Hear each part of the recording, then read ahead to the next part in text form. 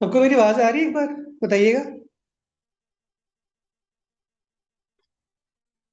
सबको क्लियर है?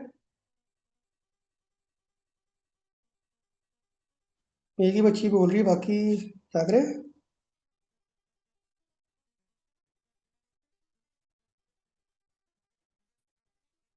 Okay.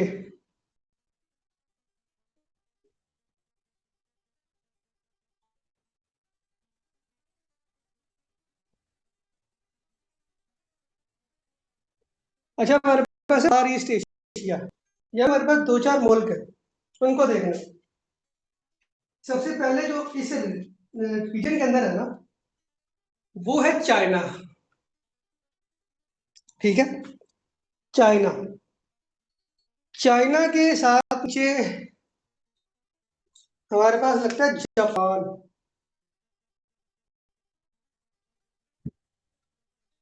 China के साथ जापान के ऊपर दो मुल्क हैं।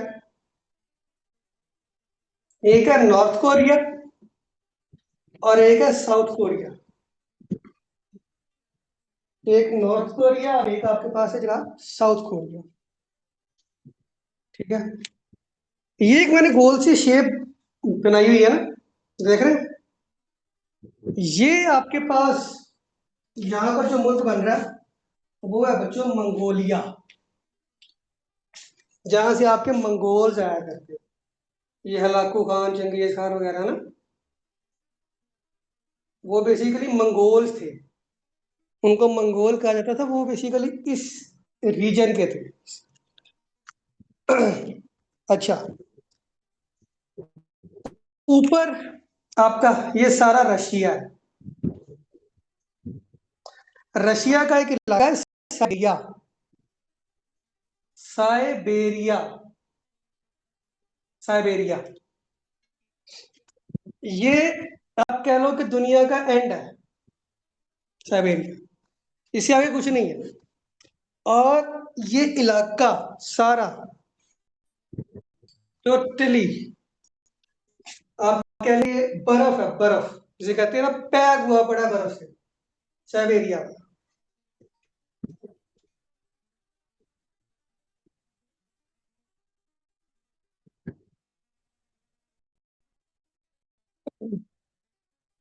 अच्छा।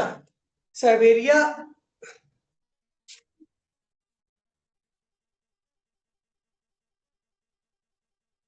का हो गया। इसके बाद यहाँ पे हमारे पास एक मुल्क है ताइवान। ठीक है, ताइवान। उसके बाद हमारे पास एक यहाँ पे मुल्क है वियतनाम। एक ताइवान है और एक आपके पास वियतनाम।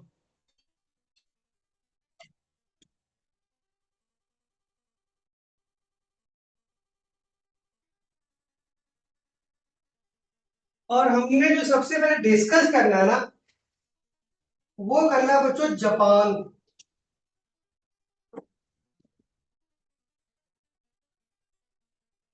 सबसे पहले हम लोग स्टार्ट लेते हैं जापान से। तो जापान का नाम क्या है, क्या क्या सवाल इसमें से पूछे जा सकते हैं। ठीक है, ये सारा कुछ है, वो हमने डिस्कस कर लिया।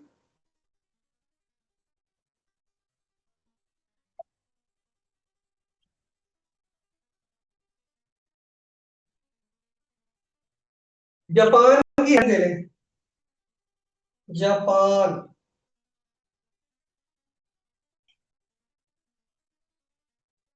जापान।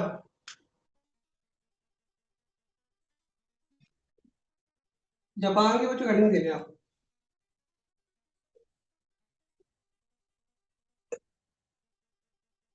इसको कहते हैं जी लैंड ऑफ राइजिंग सन।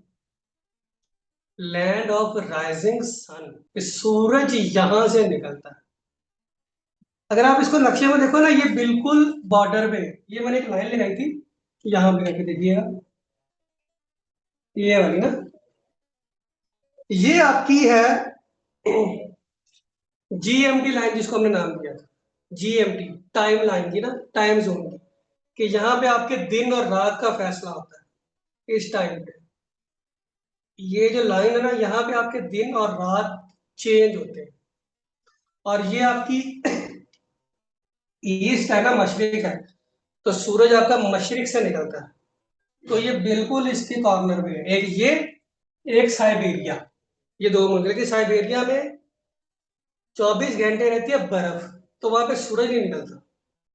ठीक है। इस वजह से जापान को rising of land of rising of sun कहा जाता है। साइबेरिया का जो टेम्परेचर है ना, जो टेम्परेचर है साइबेरिया का, जो नॉर्मल टेम्परेचर है आम दिनों में, वो बच्चों -50 डिग्री सेंटीग्रेड, -50। और सर्दियों में ये -100, 120, 70 माइनस में, इतने में रहता है। ठीक है। और यहाँ पे कोई इतनी खास आबादी भी नहीं, क्योंकि इतनी ठंड में सरवाइव ही नहीं किया जा सकता। खैर, हम लोग थे जापान में, land of rising sun. Land of rising sun इसको कहा जाता है जनाब। यहाँ का जो मजहब है, रिलीजन है, ठीक है, उसको नाम दिया जाता है शिनफ्यूमस।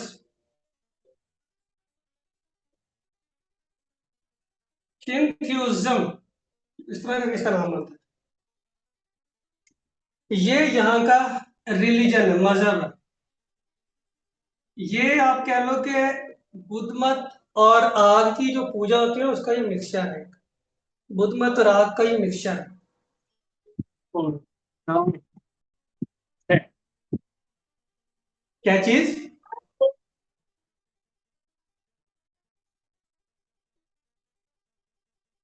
पूछ रहे हैं किसी ने?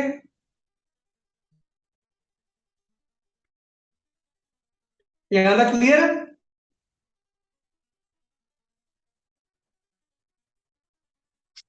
ओके। आगे लिखिए इसकी।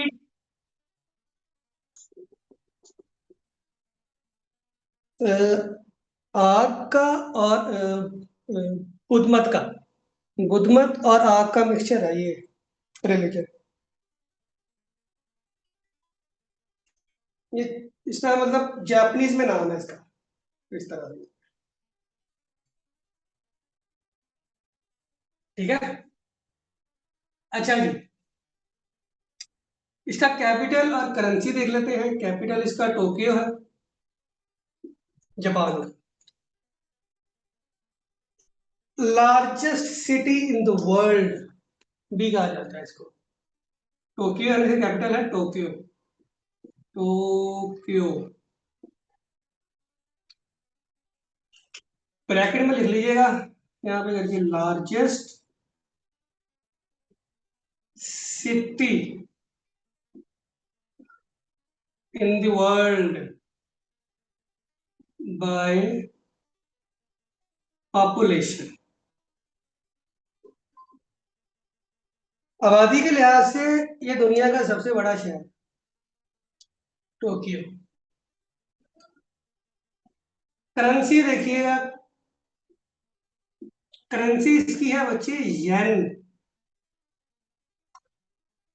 चाइना की और जापान की करेंसी बच्चे मिक्स कर दो हमेशा। मुझे बड़ी मुश्किल हुई है यार। जापान की करेंसी है येन, चाइना की करेंसी है योन। उसकी स्पेलिंग ये है। ये चाइना की है, ये जापान की। तो ये बच्चे इनको मिक्स कर देते हैं, और ये आती भी बहुत दफा है। बड़ी दफा पास पेपर में आपको ये करेंसी मिलेगी, जापान की या चाइना की। इसको जहन में रखिए, करेंसी इसकी यन है। ठीक हो गया। अब थोड़ी सी बात कर लेते हैं। अच्छा, ये भी जो है आजाद हुआ था अंग्रेजों से, ब्रिटिश से आजाद हुआ था। ठीक है। एग्जैक्ट डेट इसकी मुझे याद नहीं है कि कब ये आजाद हुआ था, लेकिन हुआ अंग्रेजों से था ये, जापान में। अब बात कर लेते हैं थोड़ी सी वर्ल्ड वॉर टू की। वर्ल्ड वॉर टू की वर्ल्ड वॉर टू थी जनाब। एक साइड पे जापान जर्मनी और आपका कौन सा मुल्क है, एक और मुल्क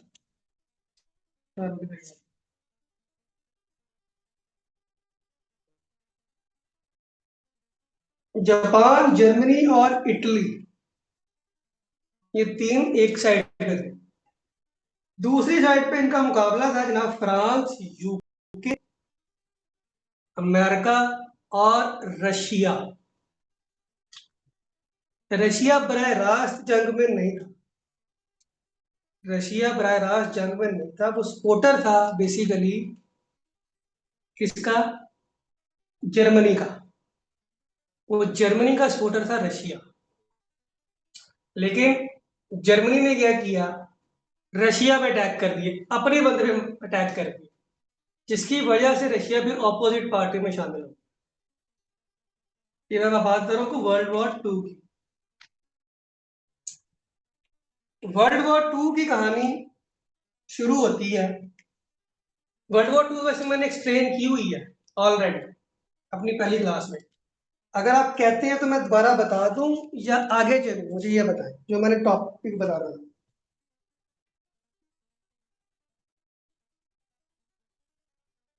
जी जी जी जी बेटा, सुन रहा हूँ मैं। सर दोबारा बता दें, मुफ्त से। सबको बता दूं, हेलो बताइए। नहीं सर, लेक्चर दे रहे हैं तो सबको देते हैं। एक बच्चा कह रहा सर आगे चले। आ, थोड़ा सा उसको रिपीट कर देता हूँ, ठीक है। थोड़ा सा repeat कर देता हूँ, फिर जो है उसको मतलब आगे लेके चलता हूँ, ठीक है। कुछ कहना था चलो इरफान साहब ने, मुझे बता दें, सुन रहा हूँ, मैसेज करके बता दें काइंड।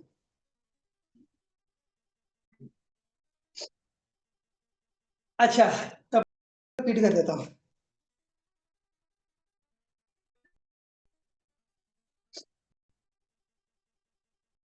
कि ठीक है, अगर बैठ तो बैठने का कोई ज़्यादा इंपॉर्टेंट काम है तो आप बेशक चल जाएं, कोई इशू नहीं। तो आपकी तबीयत नहीं ठीक तो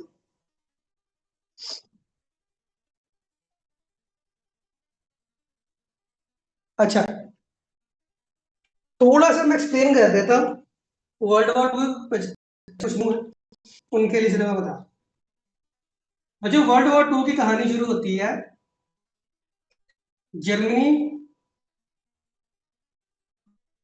और पोलैंड के बीच। आप में से मोस्टली बच्चे ऐसे हैं जिनको वजह ही नहीं पता कि वर्ल्ड वॉर टू की वजह क्या थी, ना वर्ल्ड वॉर वन की वजह पता होती। ये तो पता कि वर्ल्ड वॉर वन हुई थी, वर्ल्ड वॉर टू हुई थी, हुई क्यों थी ये किसी को भी नहीं पता होगा आपको, ठीक है। वर्ल्ड वॉर टू का जो मकसद था ना, वो बेसिकली स्टार्ट किया हिटलर ने। हिटलर का पंगा हो गया पोलैंड के साथ। हिटलर का पंगा हो गया पोलैंड की गवर्नमेंट के साथ। उसने कहा मैंने पोलैंड पे कब्जा करना। इसने मुंह उठाया, पोलैंड पे अटैक कर दिया।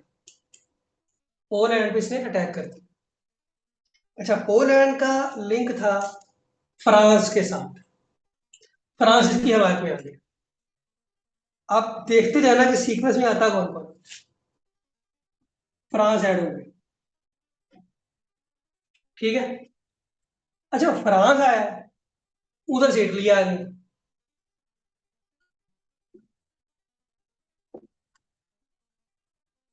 फ्रांस का एग्रीमेंट था और बहुत अच्छे ताल्लुक थे यूके के साथ। और यूके का कब्जा उस टाइम हिंदुस्तान पे था, ब्रिटिश गवर्नमेंट थी, ठीक है। तो ऐड कौन हो गया इनके साथ, तो यूके आ गया। अच्छा, यूके आ गया, वहां से इटली और जापान का ताल्लुक बहुत स्ट्रांग था। जापान जर्मनी की वजह से नहीं आया था, जापान इटली की वजह से आया था, ठीक है। जापान वर्ल्ड वॉर टू में शामिल,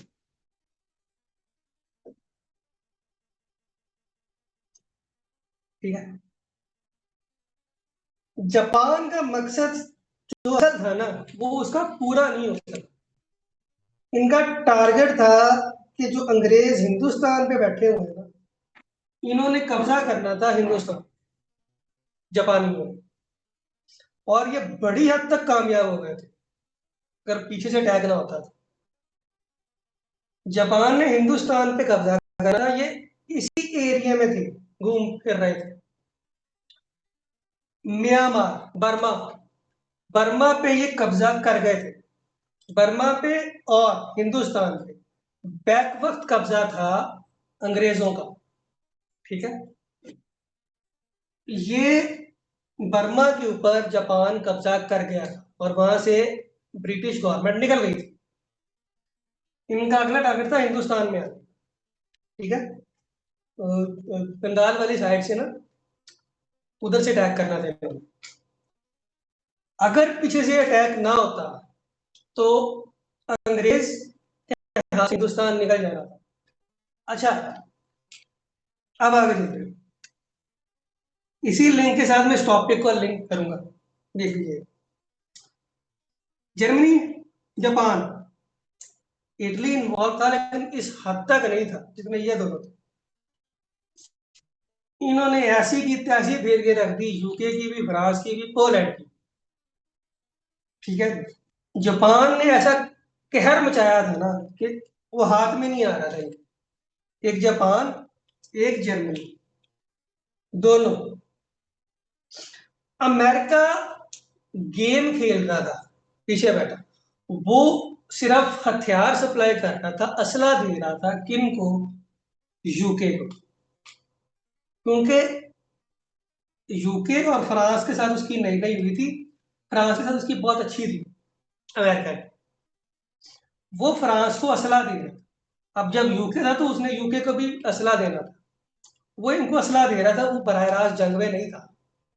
ये जंग में बाद में आया है। ठीक है, ये सवाल बनता है कि अमेरिका जंग में कब आया था, कब शामिल हुआ था सेकेंड वर्ल्ड वॉर की। ये क्वेश्चन बनता होता है बहुत दफा। अच्छा,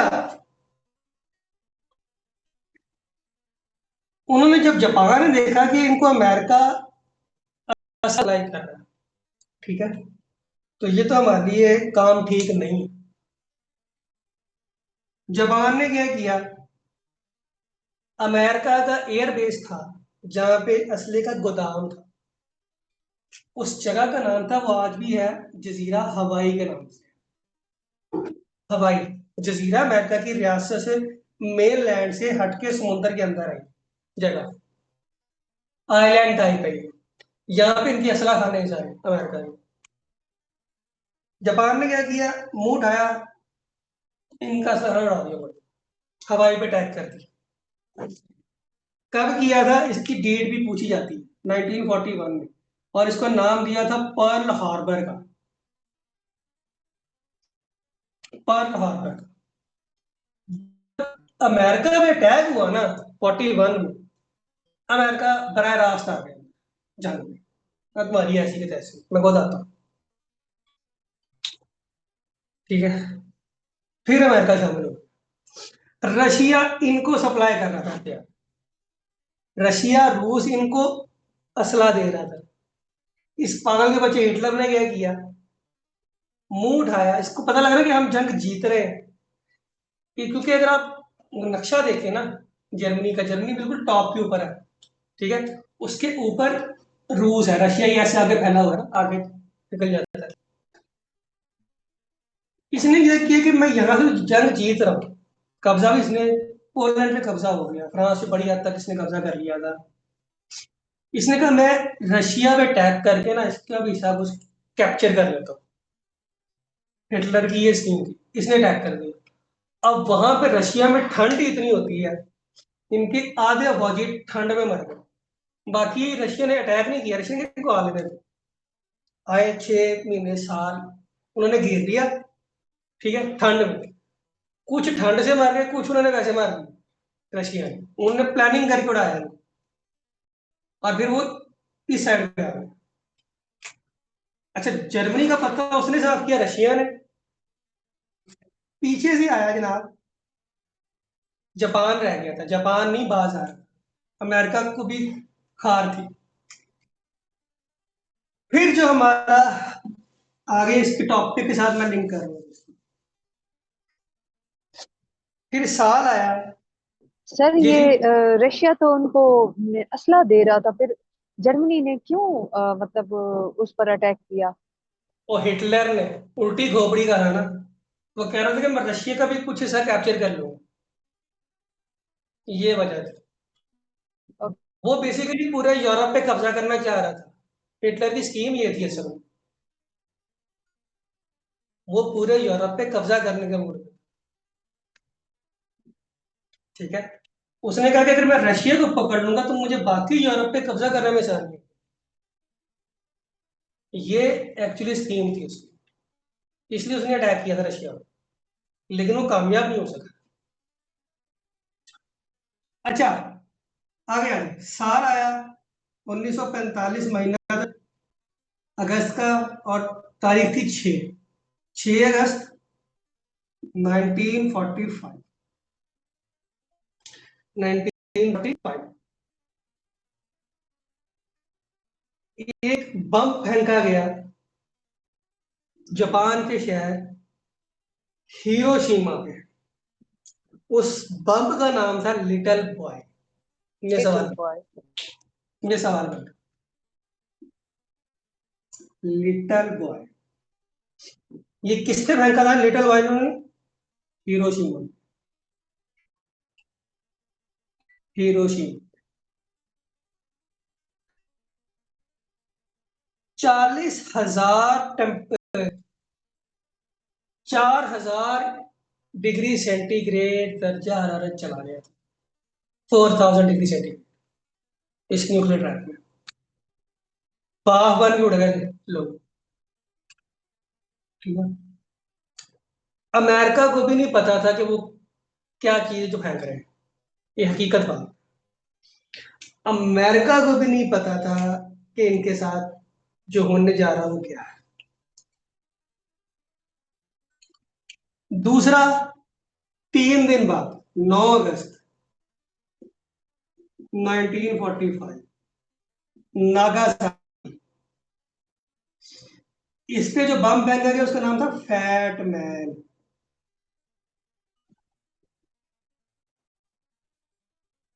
नागासाकी। अच्छा, एक मजे की बात बताऊं आपको, उन्होंने बॉम्ब नागासाकी पे फेंकना नहीं था। नागासाकी जापान का इतना खूबसूरत तरीन शहर था उस दौर में, ठीक है, दुनिया का खूबसूरत तरीन शहर था। जो वो जहाज बम फेंकने आया था ना, उसको टारगेट किसी और शहर का दिया। रास्ते में मौसम हुआ खराब हुआ, ये इतना खूबसूरत था, इसकी रोशनियां हर टाइम जलती रहती थी, बहुत खूबसूरत शहर था। उसने आओ देखा ना ताओ देखा, इस पे बम फेंक के चला गया। नागासाकी, नागासाकी की कहानी ये। डेट याद रखना दोनों बम की, और नाम याद रखिएगा इनके बॉम्ब्स का। हिरोशिमा पे कौन सा फेंका गया था, नागासाकी के ऊपर कौन सा फेंका गया, और इनकी डेट्स भी एग्जैक्ट मैंने आपको बता दी है। यहाँ अगर किसी कोई सवाल है तो मुझे बता दीजिए।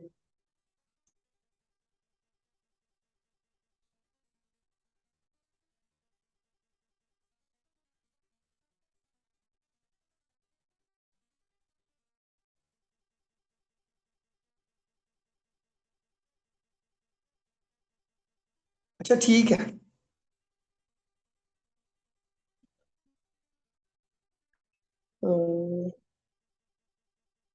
यहाँ तक किसी का कोई सवाल है तो काइंडली मेरे से पूछ ले।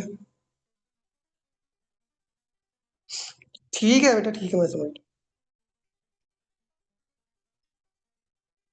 अच्छा, उसका नाम क्या है? Fat man. गया। Fat man, fat man. Okay sir. Fat man. यहाँ तक किसी का कोई क्वेश्चन है तो मुझे बताएं। यहाँ तक किसी का कोई सवाल है तो करो, फिर आगे चलते हैं। सर ये सारे सवाल याद है, सेकंड वर्ल्ड वॉर भूल गई है। क्या चीज? सर ये वाले याद है, जो सेकंड वर्ल्ड वॉर है वो मेरे सर से गुजर गई है। वो आप बाद में देख लीजिएगा ना, रिकॉर्डेड लेक्चर में, ठीक है? Okay sir. रिकॉर्डेड लेक्चर में एक बार दोबारा सुन लीजिए, कोई इशू नहीं, क्योंकि वो आसानी से समझ आने वाली है भी नहीं चीज, एक बार। अच्छा, यहाँ तक सबने लिख लिया? मुझे बताएं एक बार, इसका एक स्क्रीनशॉट ले लीजिएगा कहीं, कोई भी एक बच्चा स्क्रीनशॉट लेके मुझे वापस सेंड कर दीजिए। आगे मैंने इसको रेस करना, मैं फिर आगे चलूँ। इसका स्क्रीनशॉट काइंडली ले ले कोई बच्चा एक।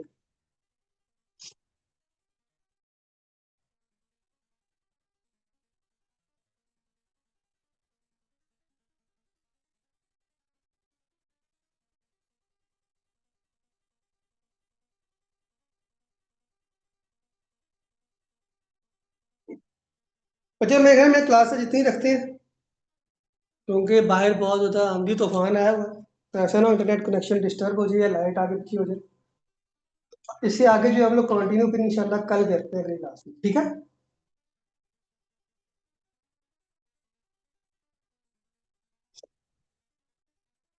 सर ये ठीक किस है, जगह आंधी आई है? लाहौर में। ओके यहाँ सर। से फिर इसको आगे कंटिन्यू कर लेंगे इंशाल्लाह कल। ओके सर जी। कोई एक बच्चा स्क्रीनशॉट ले ले और मुझे सेंड कर दिए काइंडली, जी सर। याद से। अभी आ गया सर जी। चले ठीक है बच्चों, ख्याल रखिएगा, इंशाल्लाह कल मुलाकात होती है। आप, अल्लाह हाफिज।